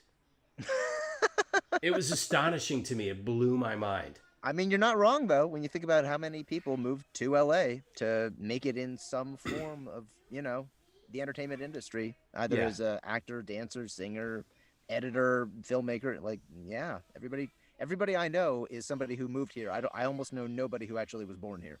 Really? Yeah. I've only met a few, and I always joke about it, but the people who were born here seem to be the most normal and well-adjusted. Yeah, because it's just like, this is just where I grew up. I don't know. Like, no, I don't sound like a surfer dude. I don't know what you're talking about. No, I don't call it Cali. I call it Los Angeles. I don't even call it LA. Like, what are you doing? Does anyone call it SoCal? No, for the longest time when I'd watch like Disneyland commercials, SoCal residents get 50% off. And I'd be like, man, I wish I lived in SoCal. Where's that? Where is that? Like, no, I had no idea of Southern California. You've never been to the SoCal Mall? Oh. Yeah. That's where the best Gap is. It's, yeah. Well, I guess it's kind of like when people think everyone in the South says y'all when they're talking to one person. How y'all doing? No, they say you. And when there's two of you, they say y'all. It's it's you all. Yes, exactly. So we don't have double vision. No. So, there are these easily dispelled little myths, but now here's the question. Here's the question. If it's somebody who identifies as they, them, do you get to use y'all? I don't think the South has recognized the pronouns yet. That's gonna. I guess. That's a fair point. That's probably, believe me, we're going to be calibrating for a long time because I'm old. I'm 51, and I'm a fairly liberal guy. I'm left of center, and I am totally cool with somebody giving me their pronouns, but I still don't know when I'm getting it wrong. Yeah. So that's the thing is that you guys, you have to keep me up to date on this because I have no clue when I'm doing it right, when I'm doing it wrong. And I'm always going to be behind the curve on this because it's moving too fast for me to keep up. There's a lot. Yeah, I follow a lot of very liberal people online, so like fortunately I know a bunch of people who are, transgender and stuff like that and gender fluid, and they just go, all right, here's what we like, here's what we don't like. I'm like, bless your sweet, wonderful heart. Thank you. Yeah, just give me an update.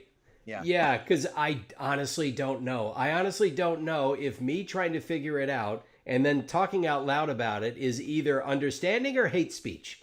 It's I'm sure I'm on either side of that high wire at any given moment, and I had never had any clue. Sure. Oh, I used to think that the term preferred pronoun was polite. And then I was told no, because it suggests that this person just quote unquote prefers to be called that, but they actually are that. And so it's actually offensive to say preferred pronoun, just say pronoun. And I'm like, thank you for telling me that, because I would have gone around saying the thing and offending people and had no clue and felt horrible later on. Yeah, you know what? All I ask is that, and I don't know if everyone agrees with this, but I always say intentions are extremely important. They are. If a person has the best of intentions, then I'm cool with them making a mistake because I know their heart's in the right place. Yeah. So my intention is to treat everyone with an equal amount of courtesy and respect. And so if I have to ask you in a clumsy, awkward way, please bear with me because my intention is to get it right. And then if I think something is ridiculous, I might say so, but I will still, it's like, I'm just trying to figure it all out, Yeah. Yeah. Oh, yeah. My first lesson in this was when I was in college at Georgia, getting my journalism degree, such as it was. Nice. We took a class on AIDS in the media. And so how AIDS was being portrayed in various media, both in news broadcasts, in print, in movies and TV, in song. And this was 1991. Wow. So, this was not something that was very frequently spoken about. I mean, everyone at that point knew about AIDS and HIV, but we had to learn so much so quickly. So what I learned was there's not a gay community because it's not a neighborhood we all just moved to. So please don't say gay community. Just say, gay. You're gay. And this was back in 91. So it was not LGBT because all those letters didn't exist together in the same way they do now. True. So, and we had to learn it's not sexual preference. Yeah. It's orientation. I was born like this. This is how I am. I don't prefer one over the... It's not like somebody held up a tray and I went, I will take that. It's like, no, This is in the same way. So I understand the concept of someone saying, yeah, don't make it look like this is a choice I am making. Yeah. Because it isn't. It is just what is welling up inside me and is, being expressed. Exactly. So, yeah, that's what to all my uber liberal friends, to all my woke friends, because I'm not all that woke. I'm not there. I'm trying. But yes, please understand that old Uncle Chris, he's just playing catch up. Just playing catch up. I mean, everybody will be, because, in the year 2040, that's when all of this stuff is going to be completely wrong. And history's going to look back on us as being awful people. No matter what we do. Yeah, that's what I'm telling my friends now that are a little too judgmental. It's like, you realize in 15, 20 years, people are going to look at you and they're going to say you're awful. That's right. They're going to be like, wow, remember the woke generation? Those guys are assholes. Yeah. Yeah. Such narrow-minded pricks. It's like, how could you believe this or that? It's like, we were just, it's like, I know. I'm right here. We're all doing the best we can. Mm-hmm. Yeah. That's to me as important as having the right intention. Yeah. But I like living in a city as much as there's some crazy shit out here that it's like, I'm just not nearly open-minded enough for it. I still would rather be in a place where people at least have the intention of letting you bring a new concept to the table. Yeah. I'll be honest, I'm not a huge Biden supporter, but I look at it and I'm like, I think that's the guy the country needs right now at this point in history. Yeah. Is somebody to be like, hey, listen, can we just tone this stuff down a little bit and maybe talk to each other again? Yeah. Because I miss that. That's kind of useful. It is. And I think, that may as well have been Biden's bumper sticker. Because I don't know very many people, and I'm, like I said, I'm center left. Mm-hmm. And I don't know many people that said Biden is the guy I've dreamt of before the pandemic hit and before everything kind of went south. But everybody looked at him and said, yeah, isn't he just about what we need right now? I mean, talk about a guy being right for the moment. Yeah. And that is a big deal to me, too, is that Sam Harris, he's a neuroscientist that I think a lot of my woke friends would probably hate, but he's just a very calm, rational guy. And he said there are only two ways to deal with the disagreement, and that is with conversation or violence. That's it. That's all you've got. If you can't find a way to talk it out, what other recourse do you have but to pick up something and swing it? Yeah. So we'd better learn how to talk to each other. It's true. Yeah, it's so much easier to point at somebody else and say, you're not just somebody I disagree with, but you're evil. You're a horrible person, and therefore I don't have to listen to you. And I'm right because I'm against the evil thing. And that's terrible when you really think about it. It's what leads to it honestly, it leads to more terrible behavior occurring because pretty soon everybody can point at anybody and say, you're a bad person because of X, Y, and Z. And so is this person, and so is that person, and so is that person, and pretty soon the actual bad people can hide amongst that. So it winds up like defeating the purpose. Well, yeah, because once you've created the custom of a difference with someone else means open warfare, and that's it, then that's all you're left with. Because if you back someone into a corner where simply by declaring differences with them, we will now engage in the custom of warfare because that is the only thing we have. It's like, that isn't really that's not going to work out. No. That's not going to portend a very bright future. No. But the talking part's hard. It's hard. It's hard. Nobody wants to do the hard stuff, but the hard work is what greases the wheels of society. Yeah, I have said this before. I will say it again. Manners are a lubricant for society, a societal lubricant, because society is a bunch of gears like an engine, and they all have to run together. Oh, that kind of lube. Yeah, that kind of lube. Well, it can be the other kind of. I mean, I guess so. You know, hey, hey, one thing is look, tough without that if you're sometimes. gonna put that thing there, a little lubricant, please, would be A called little bit of for. manners before you slip it in. Yes, Yes, that's please, please, and thank you. As I ask, but yeah, an engine needs a lubricant. Otherwise, the parts rub together, the friction happens, and everything overheats. The yep. engine ceases to function. And manners basically are showing someone respect, courtesy, honesty. Just meaning what you say, speaking with them in good faith, so they know you're not being deceptive, and also obviously just consideration. You're Mm. simply wondering how they might feel about something. Yeah. And, if somebody just walked out of an echo chamber and they've had their heads filled with a bunch of QAnon horse shit, I Right. understand it's hard to be courteous with that person. Yeah.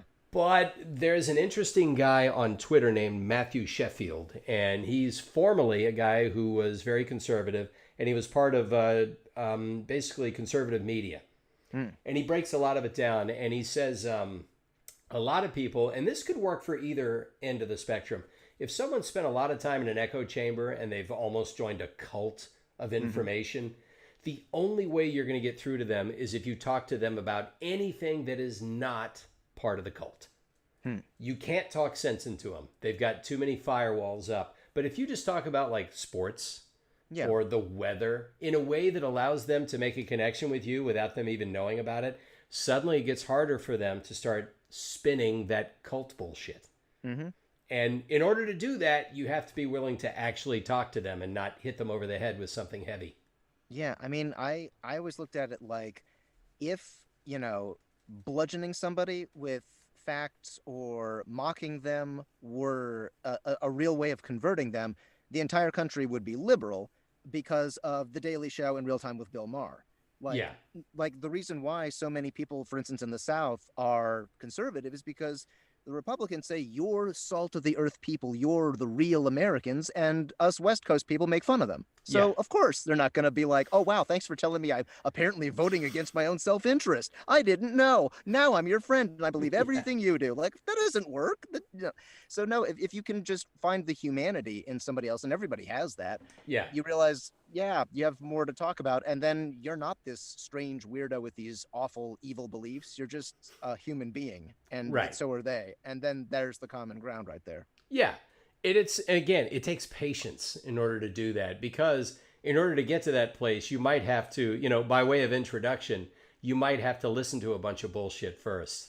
Yep. and, Yeah. and yeah, that goes for anyone. If you're encountering someone at an extreme end of the spectrum, and we've got them on the left, Oh yeah. I've said it before. I think that it's a different kind of threat. The extreme left to me is lava. It can burn you, but it's moving pretty slow. But on the right, there's a forest fire, and you better get on this shit real quick, because the guy with the matches is in the White House, and thank God, it's going to be okay. I think. Yes, I think so. Yeah. At the time of this record, it is not yet January 6th, and nothing's been certified, but I already know it's a fait accompli. It's really just about watching all the damage he's going to do, but he's treating the White House like it's a foreclosure. So Little bit, yeah. I'm assuming he's also gonna just shit in every bathroom and clog up all the toilets.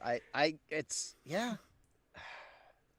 it's rough. yeah, But a friend asked me, "What do you think he's going to do?" And I said, "Well, you ever seen a short sale? You ever seen the condition that house is in?" Yeah, there aren't even going to be light bulbs in the sockets by the time he leaves. There's going to be graffiti on the walls. this picture of Lincoln is mine. Taking it. Yeah, and This is going in my bathroom at home. Mar-a-Lago. Good Lord. I would be your shadow president. I would be the people's president. Yeah, I know. That's a whole different conversation. Yeah, it is. It's tough. Yeah, and I've tried. I actually have. I mean, I don't know about you, but I have had family members vote for him, and that has tended to cut certain conversations short. Yeah. But I just say to myself, you know what? He'll be gone one day, and my family will still be here. So don't say anything you'll regret.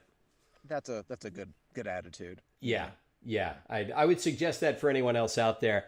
And if you are looking at a family member or a close friend that has drank the Kool-Aid, yeah, like Ben says, you can try facts and logic, but I have a feeling that's already been tried. Mm. There's an emotional reason why they're choosing this path. Yeah, there's not 70 plus million evil, hateful racists in this country. There's a lot of different people who voted for this guy that have absolutely nothing to do with that stuff. And I've heard the arguments on the left, which is, well, you're at least okay with the racist, evil behavior. And I'm like, look, nobody's okay with that except for the actual racists, and that is a very small minority of very loud people. Most people saw, for instance, they saw the economy doing well, and that meant something to them. They liked his charisma, and that's why they, but not because they're evil, terrible people who, I mean, my mother-in-law and her family, they're not huge Trump supporters, but they're Republicans. Yeah. And it's that kind of thing of like, no, it's not worth getting into an argument about this stuff because it's just different people's ideas that have been polarized. It's not worth it. You know? Yeah. In some cases, and I have conversations with my wife about this because she's from Venezuela and she's seen what it's like when a government really hits the shitter. Yeah. So, yeah, and she was worried we were headed in the same direction. I said, well, yeah, there have been some honest attempts to run things into the ground, but we have more, stops in our, on the way there. We have true. more ways to correct the course, which we're doing. But I've had to tell her, I said, yes. And she's a woman of color. She's black. She's Latina. And no, she's not African-American and Latinx. She has said, I don't use those terms. Thank you very much. And so I do her the courtesy of referring to her the way she wants to be referred to. So in case any of my woke friends start calling me a hate monger. And I've had to convince her that there aren't 74 million racists because she has not traveled the country the same way I have. And I said, no, they're not all racists. Yes, they're aware that the president is one. But believe me, some of them, believe it or not, just can't stand liberals. Mm-hmm. Some of them just, they don't know any, or the ones they do know piss them off. Mm-hmm. And they would rather have him. Yep. I know it sounds crazy. Some of them just don't like people like me that like to make jokes about their boy. Yeah. It's true. It's true. You got to understand the other side sometimes. And yes, but we're all Americans, Ben, except for the people that don't exactly agree with me. So look, my uncle is a psychologist and a Republican who did not vote for Trump, but he said, look, I asked him, I know a psychologist isn't supposed to diagnose somebody away from, all that. And he goes, no, he's a narcissist. He's an absolutely, no, my God, he's a textbook narcissist. Yeah. He's a textbook narcissist. Like, what else could he possibly be? What other explanation do you have for these behaviors? There is none. It's Occam's razor. Only one kind of personality behaves this way. If it looks like a duck and it sounds like a duck, and it looks like it's a duck. It is. And I mean, it's... it's weird because what he has is ultimately a form of charisma. He doesn't just convince other people that he's the best. He convinces himself that he is a perfect person who is incapable of making mistakes. That's why he never admits to it. Every day. As his niece says, he's the only person I know who can gaslight himself. Yeah. And it's like, damn. Yeah, that's what that is. It's wild. Yeah. This is not a popular opinion to have where I live, but I don't personally find him funny. But I do recognize as a stand-up comic, if you give him material, apparently he's awful. Because I've seen comics who have written for him at like the Comedy Central roast and like on SNL. They said, no, the guy can't read a joke to save his life. But if you let him riff, he knows how to make a room laugh if they already like him. He absolutely knows how to play a room. Yeah. So he knows how to come off as funny and charming and witty to just the right people. Mm-hmm. So, and that's what he does. He does that very, very well. Unfortunately, that's about the extent of it. It's about the extent of it. Hey, here's a new concept we need you to learn, Mr. President. And once you have learned this new concept and applied the transitive property of mathematics, you'll surely see that where are the shiny things? I was promised shiny things and then fried chicken. Please put them in front of me. So, unfortunately, that's the extent of what he brings to the table. So, Yeah. Odd we couldn't make that into a 4-year success story. Wow, what a shock. Like all my chats, it's taken a turn. That's what I do. Lovely. Yeah. Well, I challenge anyone, if this is still up on YouTube in 5 years, check our comments against what the historical record says. Let's see if we're off base or not. Let's see what. Cool. Yeah, I think David Frum has a very interesting pinned tweet on his Twitter where he says, when this is all over, no one will ever admit to having supported it. And I honestly think the Republican Party is already having quite a bit of buyer's remorse over this. I don't know. Yeah, I don't know where they're going to end up. Honestly, I'm looking at this. I think it's going to result in 3 parties. I think it's going to be the Democrats, the Republicans, and the Trumpers. Yeah, that's what it's going to be, and that is a disaster. If you're a real regular conservative Republican, yeah, you'll never win anything ever again if that happens. That's going to be tough sledding because I think I know that he's going to want to take his followers with him, and I know the Republican Party is looking at him thinking, no, we don't think this guy is going to be the ticket from here on out, and most of them are scared of him, but if he decides that he's not getting enough love and he wants to take his ball and go home, what could he possibly call his party other than the MAGA party? I think you'd rather just put his name on it. Yeah. Yeah. And all of his children will be running once he's gone. It's going to be like a dynasty kind of thing. Yeah, he's going to run them out there. That's for sure. He wants to have what the Kennedys had, although I don't know. I mean, he's going to operate out of Florida. I don't know I don't know. Florida is capable of anything. Florida. I lived there for 4 years, and there's just no guessing what Florida is capable of. True. Very true. I have no clue. Although they may have a problem with their coastline in the next few years. So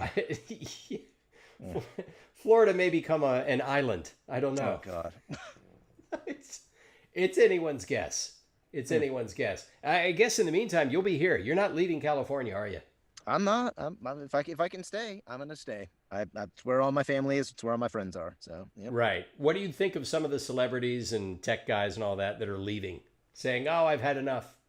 I don't blame them. I mean, a lot of people moved here for this stuff, and then they realize they don't got to do it here. They're gone, and a fellow, I won't mention his name just in case he doesn't want people knowing where he lived. Right. Where he's living. He's moved to Montana, and he's still a VO guy, still working stuff, and he gets to live where he can do what he wants, and he feels, and I look at that, I'm like, damn, wow, good for you, dude. Like, but for some reason, I just still love LA. I don't know why. There's a lot here. And I was talking to Roger Craig Smith about this because he has announced that he's moved to Idaho. Oh, he already, okay, that's what I was talking about. Okay, no, he moved to Idaho. But he did say, he said he's aware of some people buying property, I think in like Montana and the Dakotas, sight unseen. And he said, I don't know if it was Roger that told me this, but there are people doing it. My dad has been out to those territories. My dad moved first to Texas, and then he moved to Oregon. But he said Montana is not the most livable place for about 9 months out of the year. It is cold and it is rugged. Yep. It's beautiful, but wait till winter comes. Some of these folks may rethink.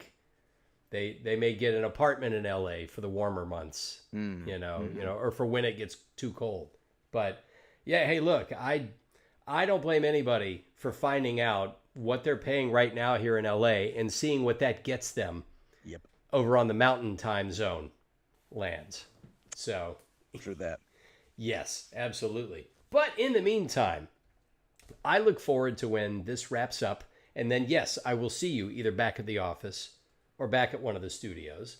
I give it 9 months. 9 months. Yeah, that sounds about right. Yeah. I don't know when I'm going to get the vaccine. I'll be the last group to get it, or one of the last groups. So, until then, till I get stuck, till I get the jab. Yep. Stay inside. I'll be here. I'll be here in my, within the walls. But in the meantime, also, where can people find you, like on the social media? Yeah, you can. Technically, I'm on Instagram, but I don't really use it, so don't waste your time. I'm on Twitter at Benjamin Diskin. Because I was too late to get Ben Diskin. Somebody beat me to it. Oh man. And there you go. So yeah, that's the best place to find me. Okay. And are you gonna, like, people are talking about, maybe just deleting Facebook and saying, "Oh, I feel so much happier and freer." I haven't been on Facebook in years. I still use it for stuff, but it's mostly just business related stuff. I don't Okay. actually like socialize on that anymore either. No, it's yeah. If I delete it, I'll probably get rid of my profile and then just put in like a temporary one just for the business stuff, and that's it. Right. Yeah, makes sense. Yeah. Okay. So in the meantime, Benjamin Diskin, at Benjamin Diskin, the furry's favorite fella. See, that's all I can Very do nice. with that. You made that work. Emmy winning Ben Diskin. Thank you. Yeah, Great. that should Appreciate be your that. Twitter handle. Emmy winning Ben Please Diskin. no. Hey, that'd be a nice big fuck you to that Ben Diskin who took it from you. Damn right. Hey, are you So Emmy he was- winning Ben Diskin? Didn't think so. Yeah, he hasn't even used his Twitter in like since 2012. So I'm like, can I just please have it? No. Come on. I'd lose my check mark though, so whatever. Oh man, check mark. Don't even get me started on check marks. I don't have one. So It's okay. Yeah, they're a whole thing. Listen, when people start impersonating you, that's when you need the damn check mark. Yeah, That's a pain in exactly. the butt. No one's tried that yet, so thank God. That's the next level of fame I have to get to, where I'm imitatable. Yeah. But in the meantime, Mr. Ben Diskin, this has been a pleasure. Same here, dude. Thank you so much And, for having me on your podcast, man. Oh yeah, it's a pleasure, and maybe next time you'll put on clothes and Yeah, you actually- can watch me sweat. we'll actually see the words coming out of your mouth, and we're just assuming that this is not D. Bradley Baker or Eric Bauza imitating you. Listen, they're For an very hour and talented 48 people. minutes. Yeah. You know. I wouldn't put it past them. So, all right. Be well, Ben Diskin. You too, man.